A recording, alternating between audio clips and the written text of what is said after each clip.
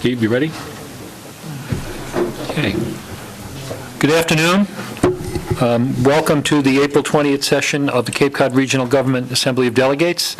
I'll call this meeting to order, and we will begin with a moment of silence to honor our troops who have died in service to our country and all those serving our country in the armed forces.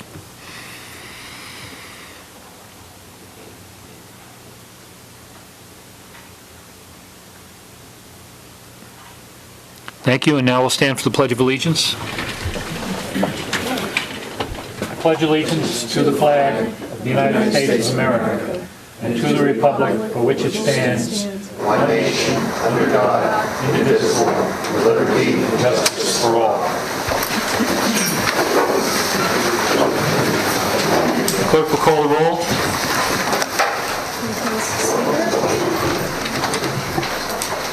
Richard Anderson. Here. Cheryl Andrews. Here. Ronald Bergstrom. Here. Leo Kukunis. Christopher Kanega. Here. James Killian. Here. Marcia King. Here. Thomas Lynch. Here. Teresa Martin. Here. Deborah barely. McCutcheon. Here. Spiro Mitrakostas. Here. John Oman. Here. Paul Pilcher. Here. Anthony Scalise. Here. Julia Taylor. Here. Mr. Speaker, we have 100% of the delegates present. Thank you. We now need a motion to approve the calendar of business. Yes? I'd like to amend the calendar of business. Okay. I would like us to vote on the threshold before we vote on the standard. You can supply So those that would be numbers. 11, you want to take 11:04 first, and then 11:03. Yes. Okay. So that's a motion on the table. And it's moved and seconded. Any comments on that? Hearing none, I'll take a vote on the motion to amend the calendar.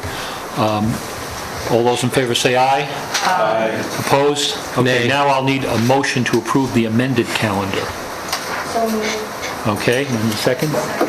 Okay, any further comment? All those in favor say aye. Aye. Opposed? Okay. Now I need a motion to approve the Journal of April 6, 2011. You should have all received a copy of that. Are there any additions or corrections to the journal? Hearing none, do I have a motion? Yeah, motion to approve the Journal of April 6, 2011. It's moved and seconded. All those in favor say aye. Aye. Opposed? One abstention. One abstention. Okay, Leo. Now we have, next on our agenda is communication from the Board of Regional Commissioners. I see at least two of them here.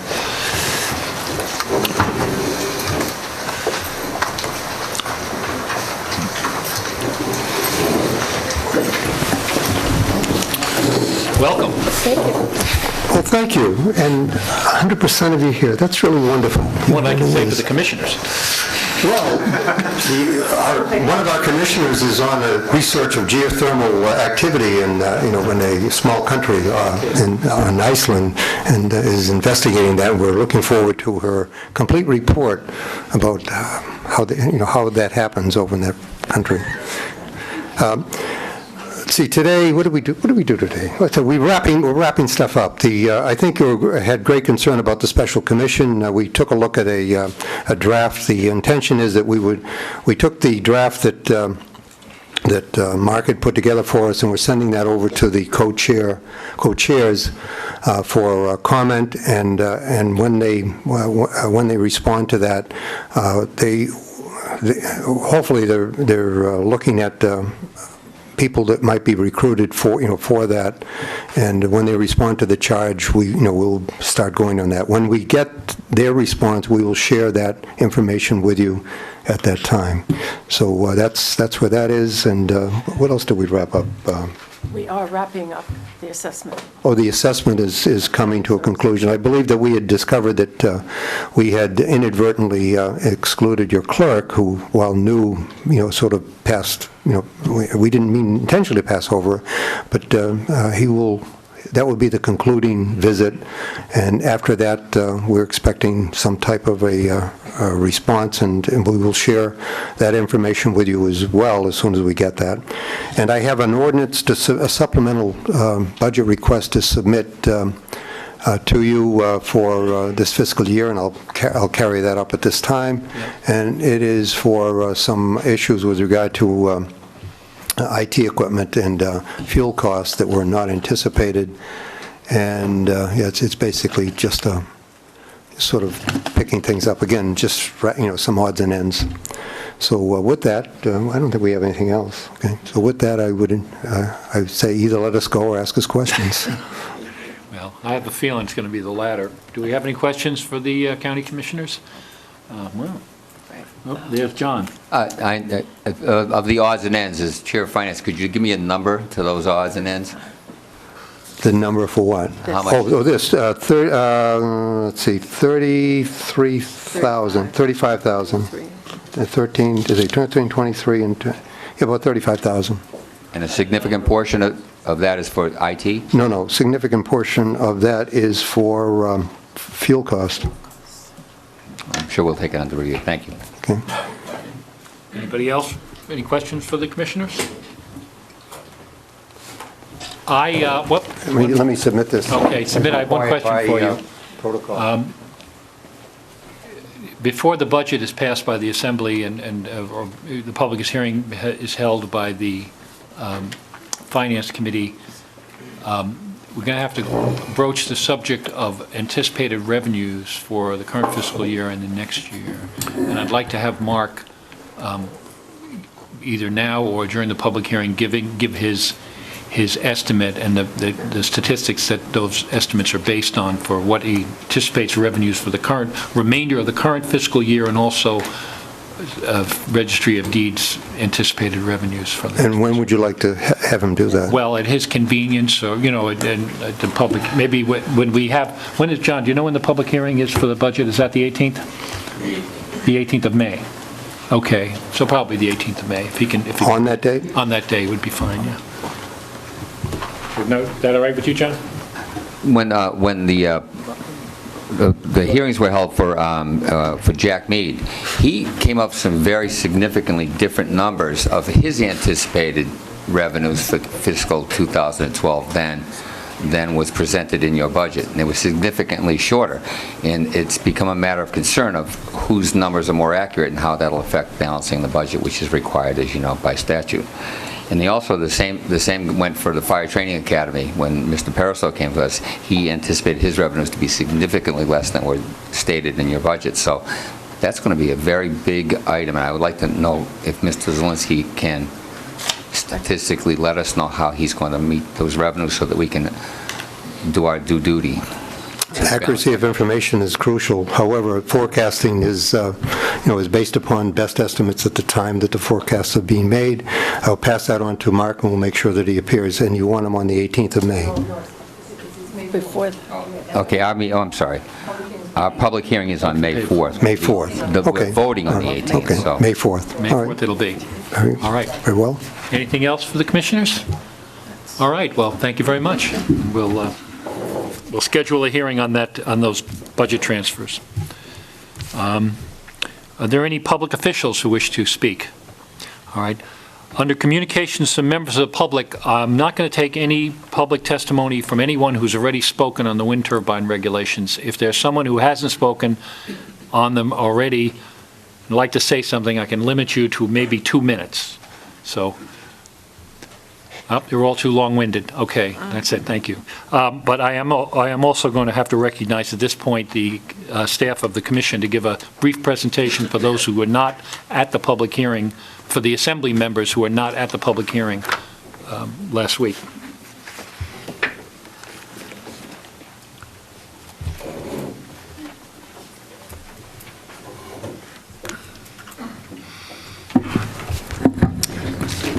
Thank you, Mr. Speaker. I'll be brief. Again, this is just to sum up why we're here.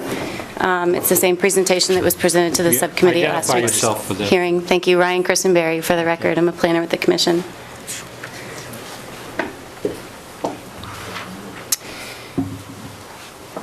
In November, we were before you with 3 proposed minimum performance standards to close this loophole in our regulatory review process to review and comment on wind turbines that were triggering existing thresholds. At that time, the standards were considered to be perhaps not strict enough, and you wanted us to explore a possible DRI review threshold. The Planning and Regulatory Committee of the Commission began meeting in January to consider a possible regulatory framework with those suggestions as guidance. In February 16th, the full commission voted to send those standards to you. They were submitted on the 16th, and there was a public hearing last week on the 13th, and now we're here today. I'll just briefly summarize the proposed threshold and standards, which are two separate ordinances. The full body of the language has been provided to you and to members of the public and is available on our website. The threshold is proposed at 65 feet. Unless there is an ordinance process adopted by you to lay out a procedure for commission towns to establish their own municipal bylaw with a separate height threshold that would get them out of that DRI review. This is consistent with our regulations for cell towers. It's based on the average tree canopy height of Cape Cod. The cell tower regs have been on the books since the late 90s. We are back now with 6 performance standards, 3 of which are the clear area noise and shadow flicker. They've been modified since their first iteration. We've proposed a decommissioning standard.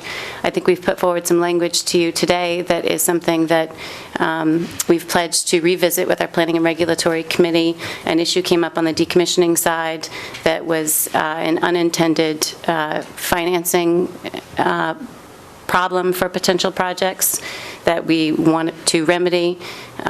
So we can talk more about that after my presentation if you'd like.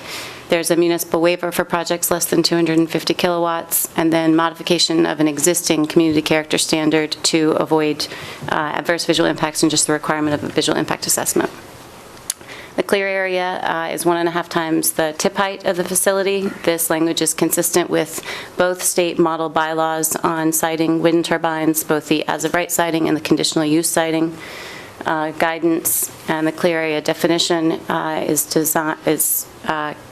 defined as a structure designed for human occupancy. The noise standard we have clarified to be 10 times the rotor diameter for turbines greater than 660 kilowatts. A noise study is required, plus an independent third-party review of that study. And applicants may request a reduced setback if the noise study supports minimal impacts to occupants with a reduced setback. It's our anticipation that after bringing an acoustical consultant on board through the technical bulletin process, we can begin to flesh out what those acceptable levels may be. At this point, in our review, the literature, there's a great deal of conflicting information about what's appropriate, what's not appropriate. So an additional layer of technical expertise is required to flesh that out. For shadow flicker, a study is required, and again, impacts are required through that plan to be mitigated to less than 10 hours per year. The decommissioning standard is proposed for 120 days unless a waiver is obtained for good cause from the Commission's executive director. Security and decommissioning plan is required during the permitting. And the language, I think, before you that we submitted at the start of the hearing goes through some of the modifications to that we'd like to look at. The municipal waiver is for projects less than 250 kW.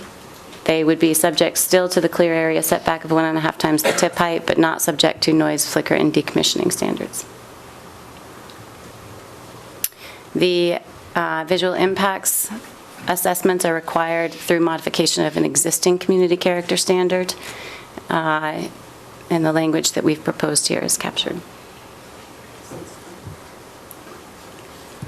So again, in November, we were before you with 3 standards. We're back with those same 3 standards with a little more clarification to those, as well as a decommissioning standard, a municipal waiver, and modification of an existing standard, and the DRI threshold. These are definitions that would accompany adoption of the standards and the threshold. And then the technical bulletin process would be part of the next step. Okay, thank you. this really isn't the time to debate these issues, but we'll do that when the Assembly convenes. However, if there's, and we can also, if it's the wish of the Assembly and we have a question about it comes up during the discussion, we could move to suspend the rules and ask the Assembly, ask the Commission members to respond. But if there are any quick questions on this presentation from the members of the Assembly, any definitions? Yes. Thank you, Mr. Speaker. My question simply is with regards to the two sentences that you just mentioned. You said, unless the Assembly adopts an ordinance establishing a procedure, blah, blah, blah, under which a bylaw, a local bylaw would be created. My question is there any other threshold, any other triggering DRI, any kind of threshold that the Cape Cod Commission deals with that is subject to that kind of a procedure, or is this something new? Thank you. No, it's actually, for the record, Paul Niswiecki, Executive Director of the Cape Cod Commission, it's actually, we're envisioning a process that's like the development agreement process that's currently on the books.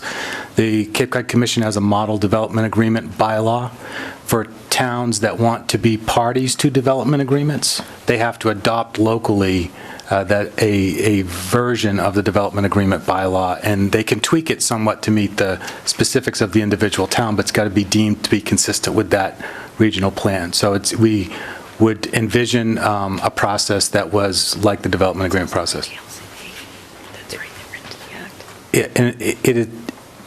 Council also points out that it's a lot like the local comprehensive planning process too, where the local comprehensive plans are certified as being consistent with the regional policy plan.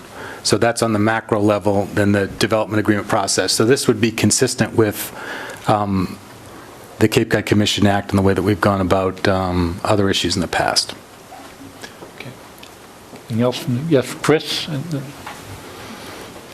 Thank you. Yes, could you just tell us real quickly what the difference between the minimum performance standards and the standard titled HPCC visual impacts? What's the difference in the application or enforcement of the minimum performance standard versus the standards in the entitled HPCC? It's under proposed changes to other sections of the regional policy plan. So minimum performance standards E1.7 through E11 would be additions to the energy section of the regional policy plan. The HPCC standard is an existing standard, which we've modified the language a little bit to require visual impact assessments in certain instances. So that is some existing language that we've had in the RPP for several years. It's just been revised slightly to capture these if necessary. Yeah, HPCC stands for Heritage Preservation and Community Character. Mr. Speaker, Yeah, just, okay. could I ask, Leo.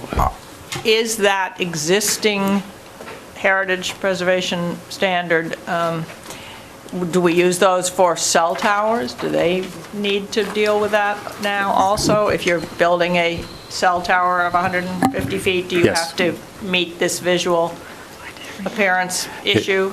And they haven't been massively turned down. No, and that standard has been applied to every project that goes through the DRI process unless it's been scoped for limited review.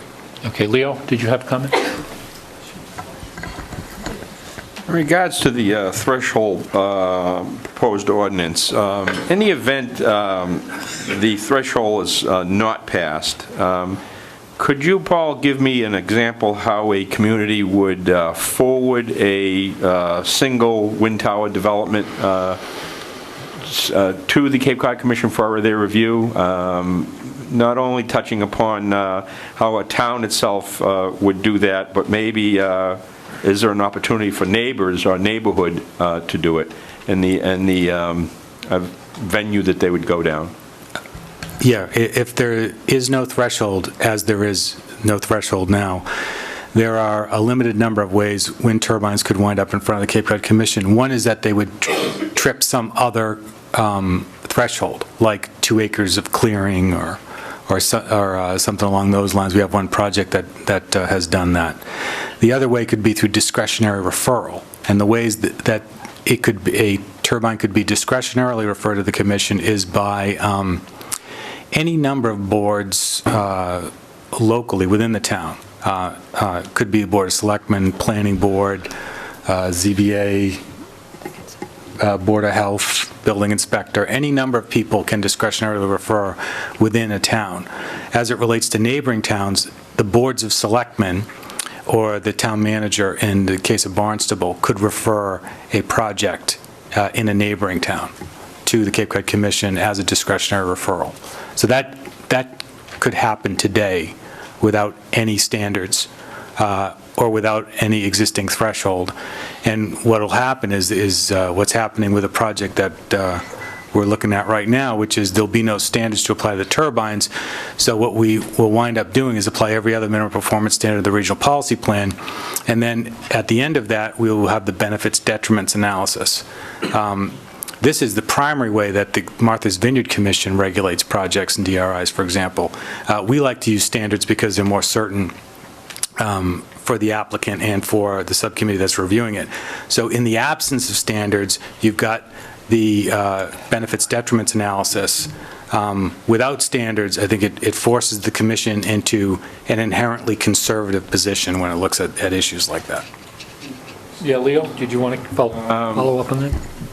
How about the general public, just a group of citizens in an area that, you know, a proposed tower is thinking about going up? Would they have to, what would their avenue be to? There's no direct process for the public to petition for any particular development to be reviewed as a discretionary referral, development or regional impact. What the access the public has is to ask those entities that can make that referral, but there's no direct analysis. There is a provision in the Act that lets 100 people that want to amend the regional policy plan to get 100 signatures with some language, and then that winds up in front of the commission for the commission's consideration. But there's no direct process for the public to refer a particular project as a DRI.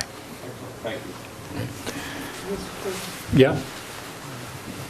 Can you tell me, please, you gave earlier today this decommissioning change. How long would it take, assuming there was action today that adopted some part of the decommissioning regulations, how long would it take for you to come back with this change? Well, the changes that are, the draft that's in front of you now is something that we've worked with other county entities that are more engaged in the energy issue, and there's existing flexibility in the standards that are in front of you today, I think, to meet those requirements. But based on our conversations with these other sister agencies, the potential funders of these projects like to see specific language. So what's in front of you is an opportunity to be more explicit in that decommissioning standard. And so if the standards were passed today, we could put that in front of the regulatory committee? A joint committee. A joint committee. And a full commission, so probably, it's just a matter. It would just be a matter of... Identify yourself. Jessica Wilgus, Commission Counsel. It's just a matter of getting it before our joint committee and then before our full commission and meeting our noticing requirements and forwarding an amendment and ordinance to you, so within 20 to 30 days. So the outside period of time is a month? It will depend on the notice requirements for each meeting and then when those meetings are currently scheduled to happen. So, but I think 45 days would be a conservative estimate to get something back to you. Okay. No, go ahead. Okay, Tom? Could you describe a little further the commitment on the technical bulletins? Is there a timeline also on that? And who would be participating in that process? That's a good question. You know, we're in a position that without standards, we have no real jurisdiction to begin this process of developing a technical bulletin, which I think is an important process. I think we've made a great deal of progress in what was a very highly polarized debate, and that becomes the next step. What I have agreed to do is that we can put whatever limits we want on the technical bulletin process as far as a length of time associated with that. I'm anticipating something that, probably has a 3-month window, could potentially have a 6-month window. And what I would be willing to do for the first time is to put together a technical advisory committee, sort of a citizens advisory committee, to advise the commission as we go through developing that technical bulletin. And we could bring in expertise, an acoustical engineer certainly, and I would imagine that committee would have 10 to 15 people on it, and we would be open to suggestions for who might populate that. But we would expect, given the polarized nature of this discussion, to have all groups represented at the table. Well, there's 15 of us. I mean, this would be right. Are you volunteering? Yeah. With respect to the technical bulletin process, again, I ask you the question about how long is that going to take? Did I hear you properly that that's 3 to 6 months? Yeah, I think it would take us a month or so to get the acoustical engineer on board, and then we'd have to set out a process. We have, for the first time under the Ocean DCPC, used a kind of a different process to inform the Cape Cod Commission Subcommittee, and under that we put together a policy committee that has members of the 15 boards of selectmen and town councilors that are meeting as a policy committee. That process has been underway for about 8 months, and we're starting to generate substantive work product now. You may have seen the map associated with that. I think this can be more focused, and I would also mention that the Department of Environmental Protection and the Department of Public Health on the state level are conducting a joint literature review right now of some of the same issues that we would look at there. So I would, and I've talked to the Clean Energy Center and some of the state officials who I hope would populate that board also and make our efforts on a technical bulletin and the state's efforts on this literature survey consistent and hopefully mutually informative. So if the performance standards were to pass just hypothetically and the trigger did not, you would proceed nonetheless with this technical bulletin process? Yeah, once standards are on the books, we would move forward with the technical bulletin process and put that together. And as it relates to the threshold at 65 feet, we've explained how it fits in. 65 feet is in the context of the regional policy plan. I would also point out that the only turbine on the Cape that I'm aware of that's ever thrown a blade was at 100 feet. So there are problems with smaller turbines too, and some of the smaller towns that don't have capacity probably don't want to review any turbines, and so they might want the commission to come in and take a lot of these. That's why it's at 65 feet, but clearly there are municipalities with sufficient expertise and capacity to handle the development of a local bylaw and to be able to make that political distinction beyond 65 feet as to the kinds of structures that you think you can handle and want to do on a local basis.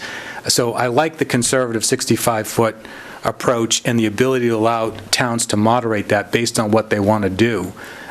Even going back to the fact that 65 feet is tied to the average tree canopy, which varies from Bourne to Provincetown, I think that kind of variability is important.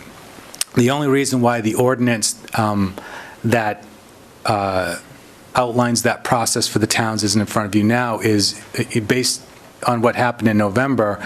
I made a commitment to get back to you as soon as possible, and so that threshold is back there now. We will produce that ordinance and allow that to go forward. But if you did not want to vote the threshold today and you wanted to wait for that ordinance, I can understand why. The last point on that the development of that ordinance is it would be consistent with the regional policy plan to the local comprehensive plans and the regional development agreement bylaw to the local development agreement ordinances. We will redo our model bylaw, which is also something that I would like to see track that development of the technical bulletin. And once that's done, it's easier to come back and fill in the blanks with that ordinance. So even if the threshold doesn't pass today, but the standards do pass, then the next step would be to convene that technical bulletin, start the technical bulletin process, hire the acoustical consultant, convene that citizens advisory committee, and to revamp our local our regional bylaw, so that we would, at the end of that process, be able to come back to you with that ordinance that allows towns to to differentiate that 65-foot threshold and define their own. Okay. Okay, well, thank you, and we'll see how it goes. If we have any more questions for you, we'll have the option of suspending the rules and asking you later on if anything comes up, so. Thank you. I appreciate you being here. Okay, the Assembly will now convene. We will begin with proposed ordinance 11-04 to amend Chapter A, enabling the regulations of the Code of Cape Cod Commission Regulations of General Application, Barnstable County Ordinance 90-12, as amended to include Section 3-0. The Government Regulations Committee held a public hearing on this on the 6th, which was continued till this afternoon at 2 o'clock. Motion was made to recommend to the full Assembly proposed ordinance 11-04. The vote was 4 in favor and 2 against. And even though I was one of the against, since I'm the chairman of the committee, I'm putting a motion on the table to approve pass proposed ordinance 11-04. So I'll take that as a form of a motion. Do I have a second? Yeah. Okay, moved and seconded. All right, so now 11-04 is the thresholds that were just discussed by the executive director of the commission. Do we have any questions or comments from the Assembly on these thresholds? Do I see a commenter there? Yeah. I don't have a problem not supporting the thresholds for a number of reasons. One, I think, and probably the most important one, is what the executive director just went through. I think there are some towns on the Cape that feel as if they don't want mandatory referrals. There are some towns on the Cape that are absolutely crying out loud for mandatory referrals or an avenue for mandatory referrals, and these thresholds would certainly be it. But I feel comfortable with the answer that I got from the executive director that those towns that are looking to the Cape Cod Commission for help once some regulatory section is passed, they have an avenue to do that through a discretionary referral process. I asked a question directly in regards to the public, and I feel strongly that if a group of people could not convince their local board of selectmen or other boards, Board of Health, zoning boards, that a discretionary referral was warranted, then again, they would certainly have at their hands the rights to vote those people out and vote some better representation in at that time. I would feel a little bit more comfortable if we let this one ride and not support it and wait for some more refined process where the commission can in fact work with the regulatory process, allowing the towns themselves to come forward and say, you know, we want to adopt these and this height and that height, and work closely in the process, again, as the executive director just worked out. So I'm kind of inclined not to support this this particular ordinance. Okay. Anyone else? Spiro? Yeah. I concur with the delegate from Harwich. I couldn't find a satisfactory explanation for the height that was chosen as the trigger height. The tree line notwithstanding, I think it was an unfortunate process of identifying the cell towers as the most likely structure to compare it against. Much as we need cell towers, I think that business is becoming, or that infrastructure is becoming obsolete. The regulations that were put in place for cell towers seem to have made the business or the technology of cell antennas move to higher ground. So we're seeing them on different structures now, on water towers as opposed to cell towers. I doubt very much that the Commission has a new application or has seen a new application for a cell tower lately. So 65 feet for me is an arbitrary number. It will tend to catch almost every project that's going to be proposed from here on out. I think the size of the turbines that are going to be proposed require towers that are higher. And I don't want to be in the business of regulating every wind tower or wind turbine that comes along simply because it tripped a threshold. I don't believe every tower that's being proposed has a regional impact and shouldn't be subject to a DRI. So I plan to vote against passing Article 4. Okay. Tom, did you have a comment? I'd concur with the previous two speakers that I'd like to see these thresholds not adopted. First of all, I want to say the deliberations of the Government Regs Committee I thought were very thoughtful. I thought you did a great job of handling the many comments, and I was very proud of the way that the Assembly asked questions and tried to deal with it. For me on this issue, this has really been more of an issue of scale when it comes to the thresholds. 65 feet kind of flies in the face of successful projects that have happened in my own community. We have 3 turbines at the present time, the highest one being 155 feet, which was a private endeavor, 2 public ones at 142 feet and 128 feet. Our local ordinance worked well in this instance. We had a sound study. There was a lot of public input. The neighbors were all involved. There was a flicker issue that incurred in the private one that was mitigated with the neighbors. So for me, by allowing towns some flexibility on the height, that you're kind of balancing a bit of local control with the regional initiatives. You've got your local process, and then as has been articulated by the executive director and others, you do have the discretionary referral process as well as other triggers that come into play. So I'm comfortable with those referral processes, and I'd rather not see the mandatory referral of 65 feet. All right. Just for a second here, it's my motion that's on the floor, and so I'm going to withdraw my motion to approve, and instead, and Dick, you want to withdraw? You withdraw your second. Instead, I will substitute the motion to return the proposed amendment for restudy and redrafting to the Cape Cod Commission. Okay? So now I've changed my mind.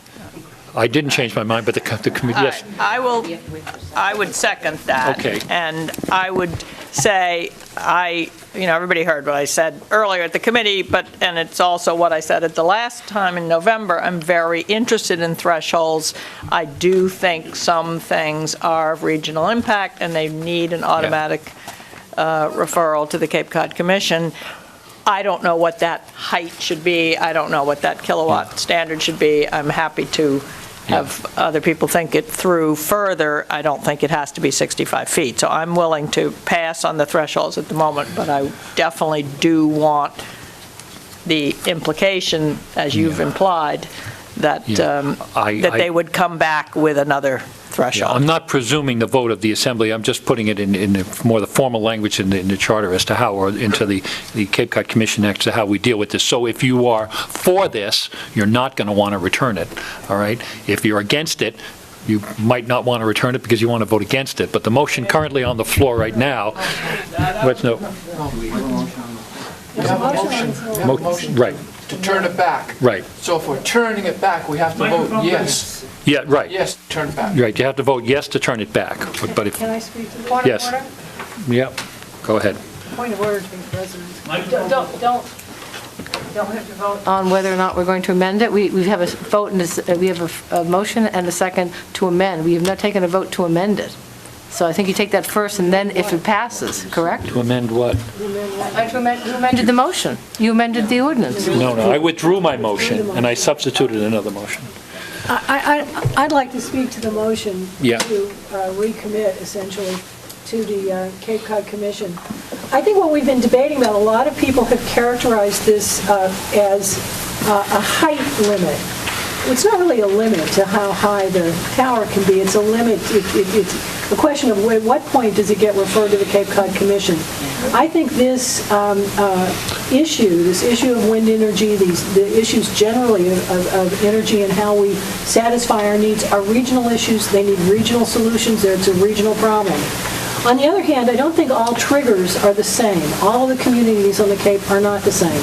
I think looking at a cell tower, not a cell tower, looking from my experience with cell towers in, for example, Truro, they are much more visible than they are in other parts of the Cape. And I would suggest to you that where a trigger of 175 or 200 feet might work very well in Barnstable, that's not appropriate when you get down to where it's flatter and the tree line is 25 feet. I would suggest to you that it might be appropriate to recommend a triggering process that is more suited to the actual environment where the actual environment here on the Cape rather than one size fits all. We're not really, regional planning doesn't mean one size has to fit all.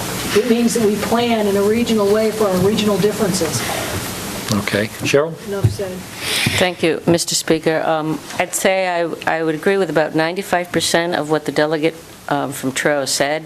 I think you'll find that as you get out towards the Outer Cape, a trigger threshold, just by definition, is going to mean, the numbers are going to mean different things to different people. But that's why I asked the question of the executive director about a follow-up ordinance.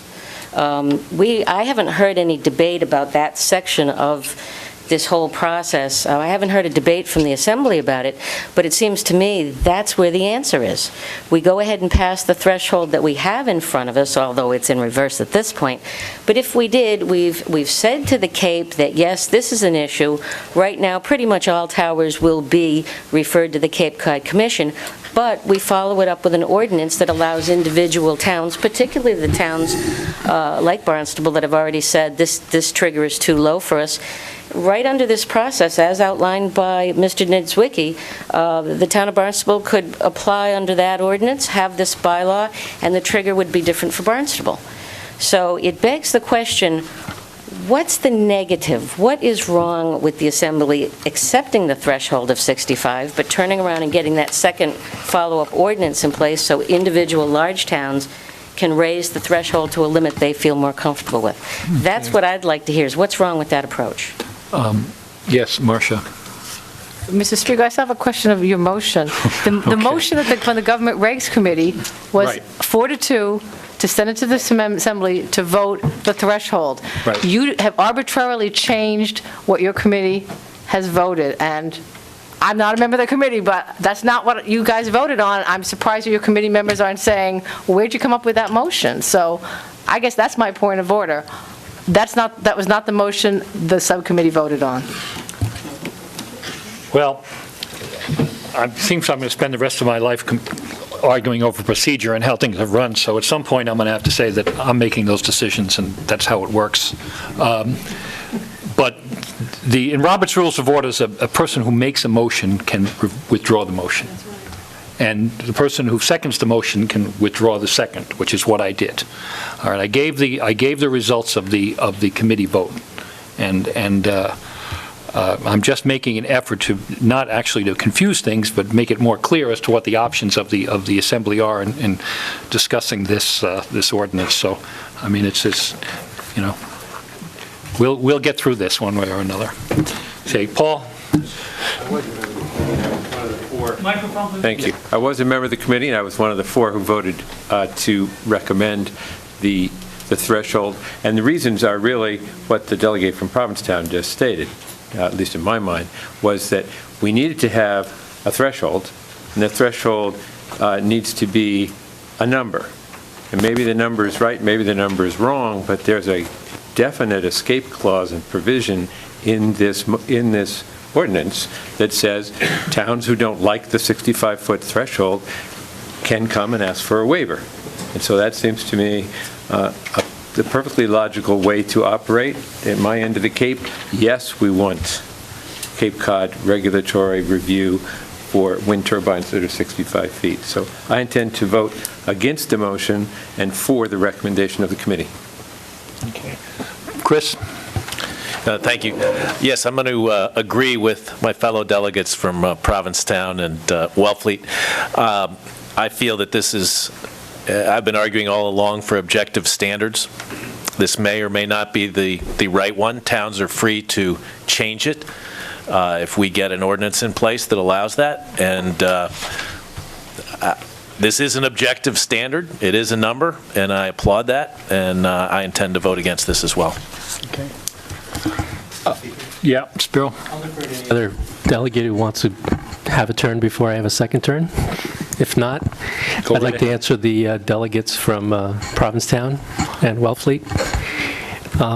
It's very easy to forget 20 years later that the Cape Cod Commission's role is to regulate regional impacts. What we're trying to figure out exactly is what would constitute a regional impact. A wind turbine on a 65-foot tower does not necessarily make it a regional impact. The turbines that we have now at 150 feet do not constitute regional impact in most cases. So to automatically catch every wind turbine going forward, presume that it requires a DRI, I think would be unfortunate. And to the delegate from Wellfleet, the town of Wellfleet doesn't want wind turbines. You can write a bylaw that outlaws turbines. And conversely, rather than have an automatic trigger, you can just ask the planning board, the Board of Appeals, the Board of Selectmen, some other entity in the town of Wellfleet to refer any size wind turbine. If I'm to hear you correctly, you would prefer there to be an automatic referral rather than have the appropriate boards and commissions currently in the town of Wellfleet to make that referral. Yeah, okay. I don't think I ever said, nor do I believe that the town of Wellfleet doesn't want any wind turbines. What I do feel is that we need an objective standard for a threshold requirement. The objective standard that's been proposed is 65 feet. If towns don't like the objective standard, they have the possibility under this ordinance to ask for a waiver. And there may be towns, as I think my fellow delegate from Provincetown said quite nicely, that there are different regional impacts that for different parts of the Cape. So it may be that we are going to wind up with a variety of height standards for different towns on the Cape, and that's just fine, but it's all under the rubric of this ordinance. Okay. John? My concern is, going along with what the delegate from Barnstable said, is there's a timeline to this. In other words, if the Cape Cod Commission comes in and gives you a 65-foot standard, by the time a bylaw is approved by the Commission and by the towns, there might be a significant passage of time and significant development is halted until that point in time. So that's why I'm going to be, I'm not sure what I'm voting in. I'm voting to send it back to the Commission, whichever way that all turns out. Leo? Yeah, I said in my opening statement that I felt comfortable that the towns do in fact have an ability to send a project of even 45 feet if they want as a DRI to the Cape Cod Commission. I do not believe that, and it has been mentioned by a couple of the delegates here, that if this is passed, that presently we have on the books a waiver, if you will, or a procedure for towns to go in and work with the Cape Cod Commission on different thresholds. What I understood the executive director to say is that they were going to bring forward another ordinance in a later date, which is going to lay out that procedure. And if I remember correctly, there was even some statements where the regional policy plan would have to reflect language, the town's regional policy plan would reflect the language. There's a procedure that has to happen for the towns to be able to have that opportunity to, in fact, use local, I'll say, overruling. And so that's not in place right now. So quite frankly, if we pass this, the towns do not have that open door until that second ordinance is brought forth and gone through all the procedures and finally adopted by this committee. The other flip of the coin is, if we don't pass this, I feel comfortable that those towns that do in fact want to see a low number threshold, have the ability presently on the books to in fact send the proposed 65-foot wind tower as a discretionary referral. So I don't know. I think your argument goes to against support my argument that what we have on the books presently, at least we agree. it seems smarter to vote this down and send it back. And I think everyone is still equally protected. Right. I'm going to jump in here and tell you, I at first supported the thresholds. I thought they were a good idea, but after having a long, and I think a lot of you were here for the public hearing on last week, and you also read a lot in the paper. Unfortunately, even though we're looking at a specific set of regulations, and criteria, minimum performance standards and so on, a lot of the public debate has been portrayed as the Cape Cod Commission reaching its regulatory hand out and grabbing all these wind turbines. That's how it's been presented. Well, the Commission's going to regulate them, So, and even though I know that that's not their intention, they in turn did not ask us for the ability to regulate turbines. That's something that we actually asked them for. They were more concerned with the standards under which they would judge wind turbines that come to them through other means, as you heard the executive director discuss just recently. He says, we're getting these anyway. That's what he's saying. We're getting these anyway, so we need some standards. So to me, the standards are more important, and just to, I say, give some peace to the community to say that, no, we're not, the Commission is not this giant regulatory monster that's spread itself all over the Cape, that it's actually just looking for help from us to enable them to have more specific standards than the standard they have now, which he described, I don't know, it is the cost, I call it a cost-benefit analysis, but there's another word for it. So I'm willing to concentrate on what I think is the immediate need of the Commission, which is a set of minimum performance standards by which they can judge wind turbines which come to them presently through, as Leo said, through either discretionary referrals or through the DRI process, and allow them more time to discuss among themselves the thresholds that they wish to have on the books, and also to get together more with the towns. As was also said earlier, some towns want they want regulations. They don't feel that they have the ability to deal with these, and some towns don't. So that's an issue. So I'm going to vote to remand this back to the Commission when we take a vote on it. Well, if that's it, I guess we're going to have to take a vote. Would you clarify a yes and a no vote? A yes vote is a vote to return the proposed amendment to restudy and redrafting. A no vote would mean we are not returning it, which means we'd have to take a subsequent vote, I guess, up or down. Ready? Richard Anderson? Yes. Cheryl Andrews? No. Ronald Bergstrom? Yes. Leo Kukunis? Yes. Christopher Kanega? No. James Killian? No. Marcia King? Yes. Thomas Lynch? Yes. Teresa Martin? No. Deborah McCutcheon? Yes. Spiro Mitrakostas? Yes. John Oman? Yes. Paul Pilcher? No. Anthony Scalise? Yes. Julia Taylor? Yes. Now you gotta wait.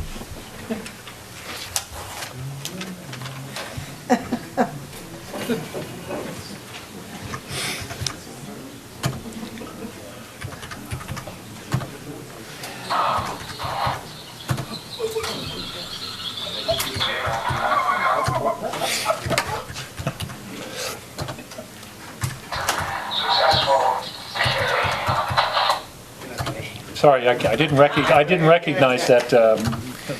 Did you just erase me?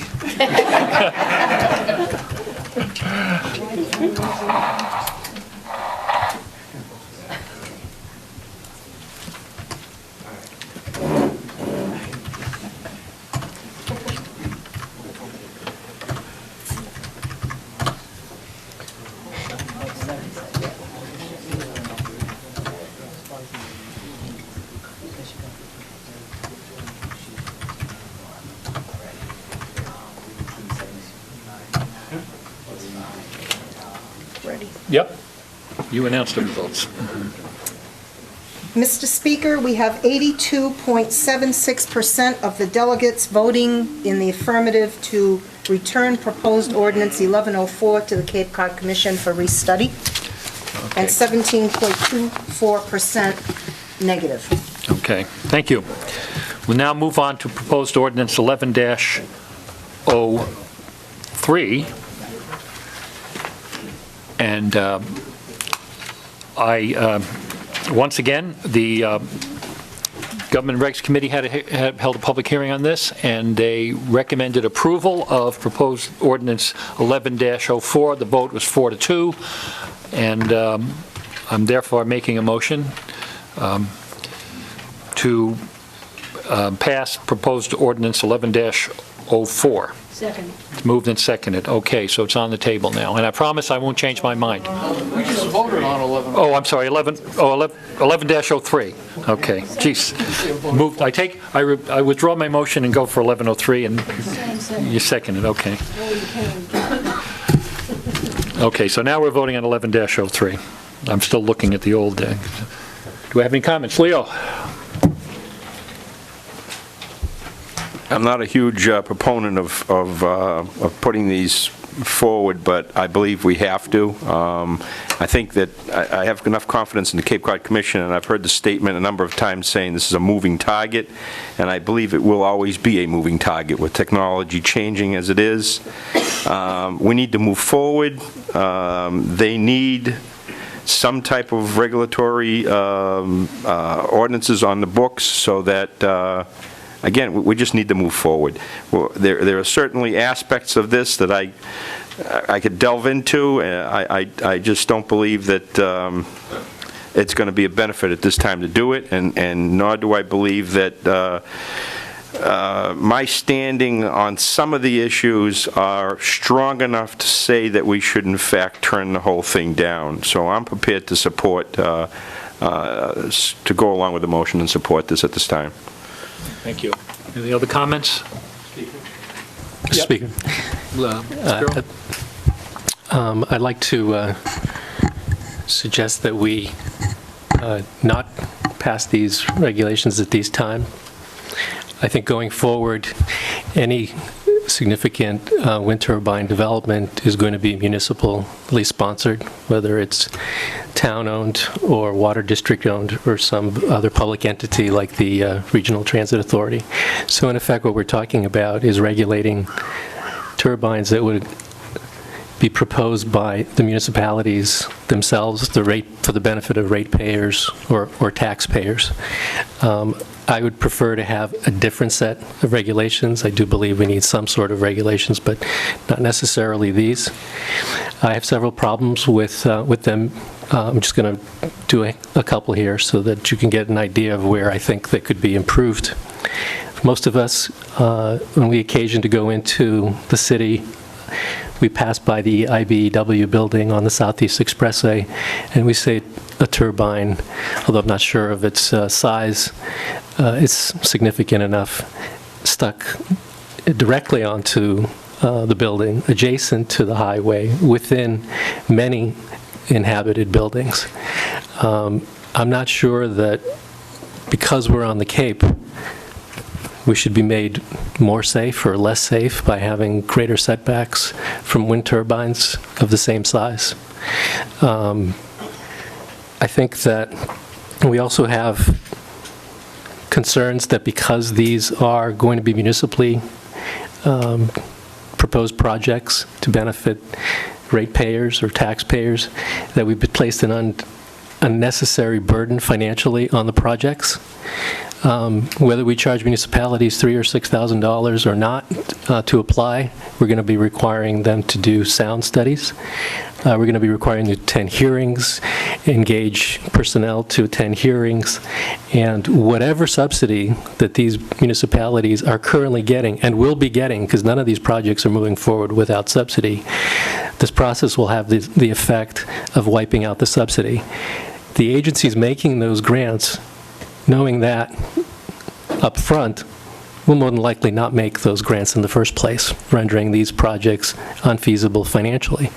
Unless we have standards that recognize that, both in decommissioning standards or in the security deposit standards, let alone these other study requirements, we are effectively choking off a significant number of these projects that would be proposed. I also have serious concern that the Cape Cod Commission is moving ahead of the state at this time in setting sound, noise, and light regulations.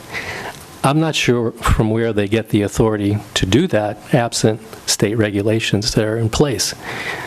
I think we ran ahead pretty quickly here and never kind of asked the question, where chapter and verse do our public agencies assume the right to regulate what they say they're going to regulate, whether we grant them an ordinance or not.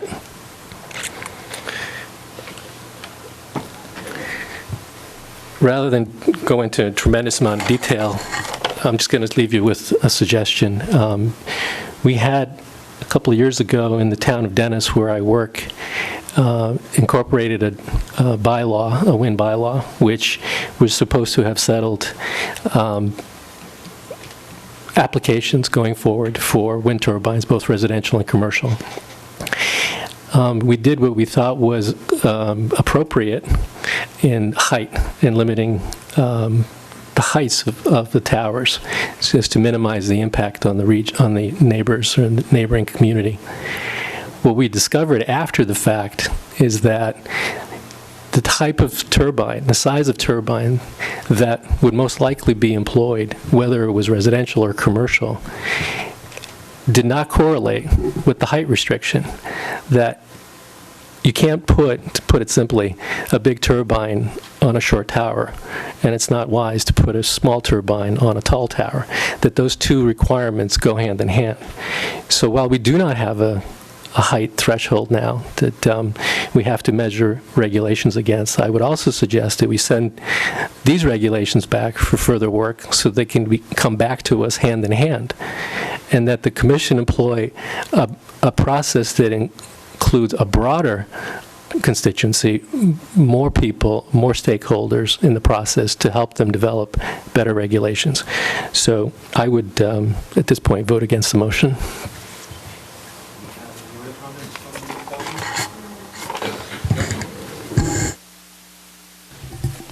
I like to throw my 1% in when I can be heard. Oh, it's not even 1, it's 0.9.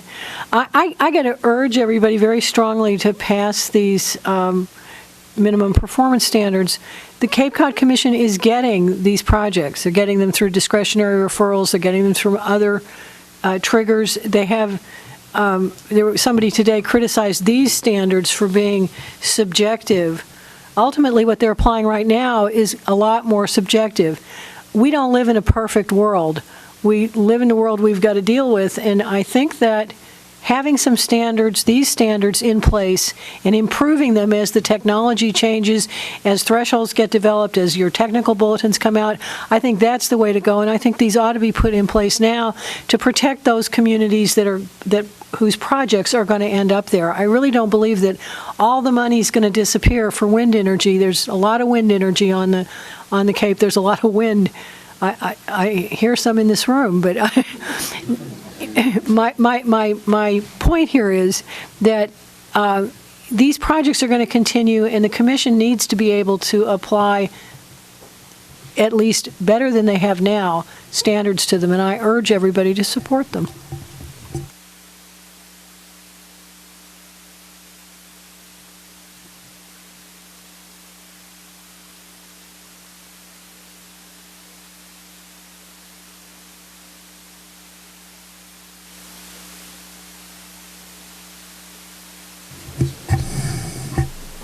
Leo Kukunis? Yes.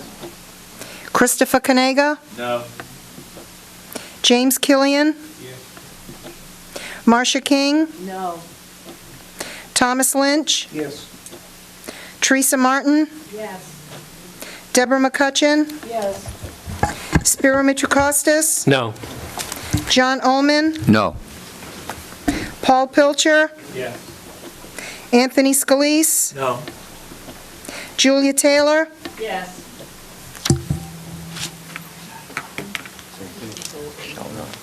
Yes, it's got it. Oh, yes, got it easily. Yeah, by the same, almost the same. No. Yeah, I'm thinking like 63, 36. Oh, is it on?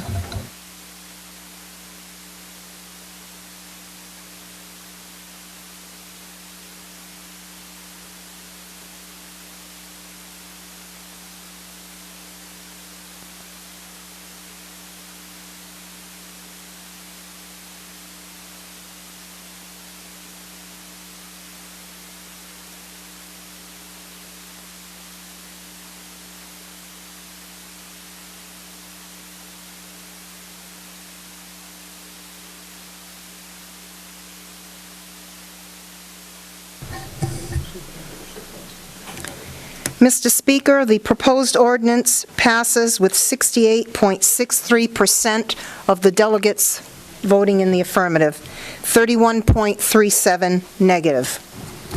Thank you. You're welcome. Well, I think it was a good debate, and sometimes I like to see a split vote where people disagree and they air their differences and comes down and we're not just a rubber stamp for any organization or anybody here. So I'm sure we'll hear more from the commission on this.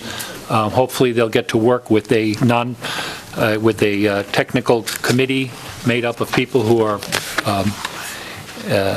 conversant in this area, and maybe at some point we'll get we may see the return of the thresholds, and we can renew this debate again. I know everybody would be happy to do that. So,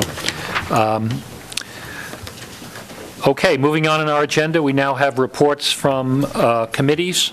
Do we have any committee reports? Chris, I know you have a committee report. I think we want to... You want to wait? Until I can give you something more, okay, and sure. we're not so late in the day. Anything else? Okay. We now have a report from the clerk. You're on. Yes, I only have one thing to report. I've instituted a new system whereby when you come to the meeting, you can go to these neat little milk crates that I've set up and check your folders for materials that possibly I have not been able to email to you, late arriving items. So if you would please be so kind as when you come to the meeting, check the boxes. I'll have them at the front of the room. And that's it today. Yeah. To follow up on that, in a request from Spiro and also from Cheryl, the clerk had contacted some people looking into when the weighted vote takes effect. I follow up on that with a phone call to Secretary of the Commonwealth's office. A gentleman I talked to said he would discuss it with his legal staff and get back to me, which he did within an hour or so. And he told me at that point what I expected him to tell me, which is they didn't want to have anything to do with it. That was up to okay. So we've gotten that answer from them very often on a lot of different things. So lacking any, we can ask for a subsequent opinion from our attorney Troy, but lacking that any evidence to the contrary, we're going to go with the present circumstance, which is to go by the weighted vote as it was certified as of last month by the Secretary of the Commonwealth. Mr. Speaker? Yeah. I would like to thank you for your due diligence, and I accept your decision that the weighted vote changed as of the time it was certified by the Secretary of State. So thank you for following up on the request. Okay, thank you. We also followed up on another request, which is to reorganize how we sit here so that we wouldn't have people sitting next to the safe. We used to have delegates down there who used to deliberately sit there because they could sneak out early without anybody noticing. That was me. But as it turns out, I'm hearing word that we may be moving. This whole group may be moving at some point. There's some suggestion that we might. I know I just heard this today, so I can't follow up on it. But I know, yeah, that we may. That they may. Yeah. Before, but in case that doesn't happen, it's a lot very complicated to move these things, and we're still looking into it. But meanwhile, we have somebody who's already sort of jumped the line here, so she's over. Okay. All right, in other business, we have, Paul... Mr. Speaker. Oh, Teresa? Bringing that up, I mean, like, for example, today, I couldn't see a single thing at the presentation. So if I had to choose between table space and being able to see, I'd go with being able to see. So I'm happy to dump my stuff on top of the AV stuff and sit there. I'm serious, because that's, to me, there's a value.